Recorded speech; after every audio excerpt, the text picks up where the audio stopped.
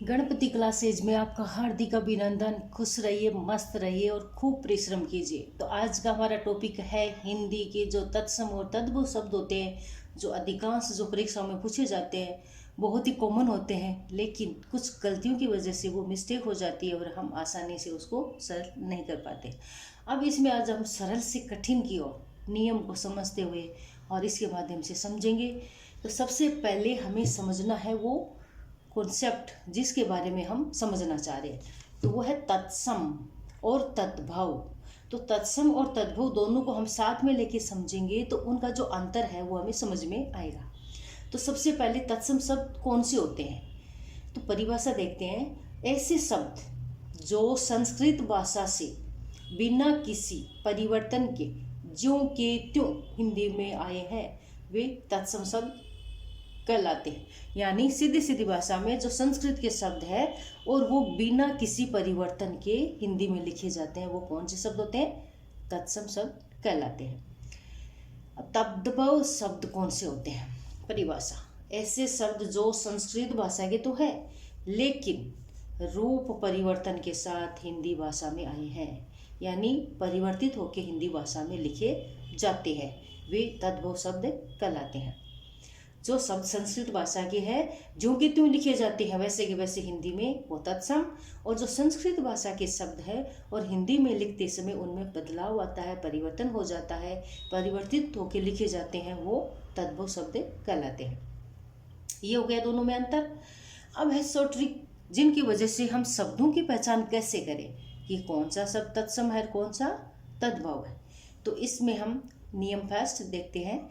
यदि किसी शुद्ध शब्द में, अब ये शुद्ध शब्द का तात्पर्य क्या है, यानी कोई भी वर्ण नहीं जिसका कुछ मीनिंग निकलता हो, शुद्ध शब्द लिखा हुआ है उसको माध्यम मानते हुए शब्द में क्षय, त्रय, ज्ञ, श्रय, सय, री, द्वि और विसर्ग और आधा रे का प्रयोग हुआ हो तो वह शब्द प्रायकर यानी अधिकांश तत्सम शब्द ही होता है। ये हमें याद करने पड़ेंगे, ये सारे वर्ण हमें याद करने पड़ेंगे। उदाहरण के लिए रात्रि, त्रय, श्रावण, श्र, प्रातः, विसर्ग, धर्म, आधार है। नियम 2, यदि किसी शब्द में संस्कृत के 22 उपसर्गों में से किसी एक या अधिक का प्रयोग हुआ हो तो वह शब्द तत्सम होता है। यानी कोई शब्द है, उसमें संस्कृत के कितने उपसर्ग होते हैं? संस्कृत में 22, और उनमें से कोई एक भी उपसर्ग शब्द के पहले लिखा जाता है या एक से अधिक भी लिखा जाता है तो वो कौन सा होता है? तत्सम शब्द होता है।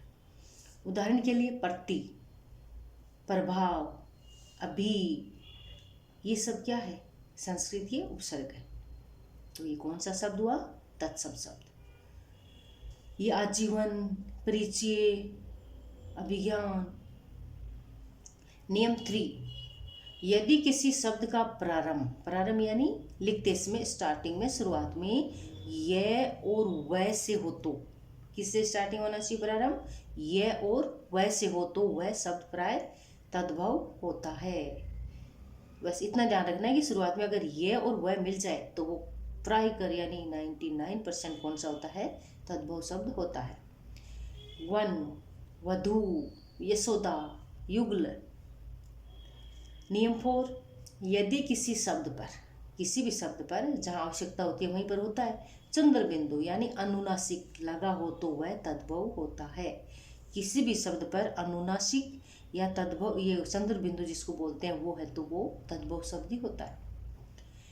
हिंदी की गिनती के शब्द, हिंदी के जो भी 1, 2, 3, 4 ये जो भी गिनती है वो शब्द किस में होते हैं? तद्भव में होते हैं। 2, 10, 4, लाख, करोड़, 7, 100 ये सब क्या है? ये संस्कृत के ना होके किसके हैं? ये तद्भव है, ये तत्सम नहीं है। संस्कृत के कितने उपसर्ग होते हैं? संस्कृत में 22 होते हैं। तो यहाँ समझते हैं कौन कौन से वो? पर, परा, अप, सम, अनु, औ, निस, निर, दुस, दुर, वी, आ, नी, अधि, अपि, अति, सु, उत, अभि, प्रति, प्रि और उप, ये सारे क्या है?